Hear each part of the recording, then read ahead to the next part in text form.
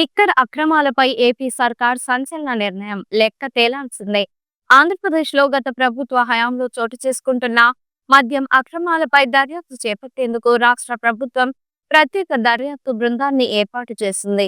ఈ మేరకు ప్రభుత్వం ఉత్తర్వులు జారీ చేసింది. విజయవాడ పోలీస్ కమిషనర్ రాజశేఖర్ బాబు ఆధ్వర్యంలో 7 పోలీసు ఉన్నతాధికారులతో సెట్ వేయడం ఆసక్తి రేపుతోంది. ఆంధ్రప్రదేశ్లో మరో కీలక పరిణామం చోటు చేసుకుంది.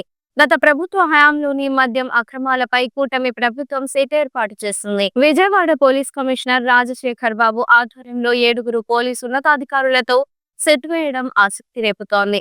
ఇంతకీ ఏపీ ప్రభుత్వం ఏర్పాటు చేసిన సెట్ లో ఎవరెవరున్నారు, సెట్ కు కూటమి ప్రభుత్వం ఎలాంటి ఆదేశాలిచ్చింది అన్నది హాట్ టాపిక్ గా మారింది.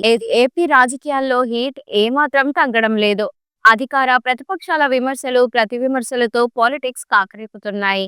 మరోవైపు కూటమి ప్రభుత్వ వరుస నిర్ణయాలతోనూ మరింత ఏపీ వేడెక్కుతోంది. తాజాగా వైసీపీ హయాంలోని మద్యం అక్రమాలకు సంబంధించి కీలక పరిణామం చోటు చేసుకుంది. ఈ కేసు దర్యాప్తును వేగవంతం చేసేందుకు ఏపీ ప్రభుత్వం సిట్ ను ఏర్పాటు చేసింది. సిట్ చీఫ్ గా విజయవాడ సిపి రాజశేఖర్ బాబును నియమిస్తూ ఆదేశాలు జారీ చేసింది.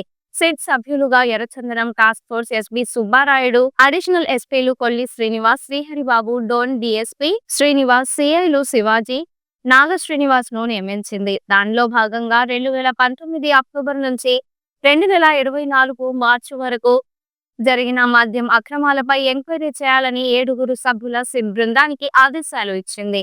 సిట్ దర్యాప్తునకు అన్ని రకాల అధికారాలు కల్పించిన ఏపీ ప్రభుత్వం రికార్డులు సీజ్ చేసేందుకు కూడా గ్రీన్ సిగ్నల్ ఇచ్చింది. ఇక జగన్ ప్రభుత్వ హయాంలో ఏపీ స్టేట్ బెవరేజెస్ కార్పొరేషన్ లో జరిగిన అవకతవకలపై గతంలోనే ఏపీ సిఐడి కేసు నమోదు చేసింది. దీనిపై ఇప్పటికే దర్యాప్తు కొనసాగుతోంది. అయితే ఈ దర్యాప్తును మరింత స్పీడ్ చేసేందుకు సిట్ ను నియమించాలని ఏపీ ప్రభుత్వానికి డీజీపీ ప్రతిపాదనలు పంపారు. దాంతో కూటమి ప్రభుత్వం ప్రత్యేక దర్యాప్తు బృందాన్ని నియమించింది. దీనికి సంబంధించిన సిట్ అధికారులు అడిగిన నివేదికను ఇవ్వాలని ఎక్సైజ్ శాఖకు ఆదేశాలు జారీ చేసింది. అలాగే ప్రతి 15 రోజులకోసారి దర్యాప్తు పురోగతిపై విచారణ నివేదిక ఇవ్వాలని కూడా సిట్ ను ఆదేశించింది. సిఐడి డిఐజీ ఆధ్వర్యంలోనే సిట్ పనిచేస్తుందని ప్రభుత్వం ఉత్తర్వుల్లో పేర్కొంది. గత ప్రభుత్వంలో ఏపీలోని మద్యం విక్రయాల్లో వేల కోట్ల నగదు లావాదేవీలతో పాటు హోలోగ్రామ్ల వ్యవహారంలోనూ అక్రమాలు జరిగినట్లు ఆరోపణలు వ్యక్తమయ్యాయి. ఈ నేపథ్యంలోనే లిక్కర్ అక్రమాలపై సాధ్యమైనంత త్వరగా దర్యాప్తు పూర్తి చేసి సిఐడి డీజీ ద్వారా రిపోర్టు సమర్పించాలని ఏపీ ప్రభుత్వం సిట్ ను ఆదేశించింది. ఈ వీడియో మీకు నచ్చినట్లయితే లైక్ చేయండి. మరికొన్ని లేటెస్ట్ న్యూస్ కోసం వెంటనే మన ఛానల్ ను సబ్స్క్రైబ్ చేయండి. ఈ వీడియోపై మీ అభిప్రాయాన్ని కామెంట్ రూపంలో తెలియజేయండి.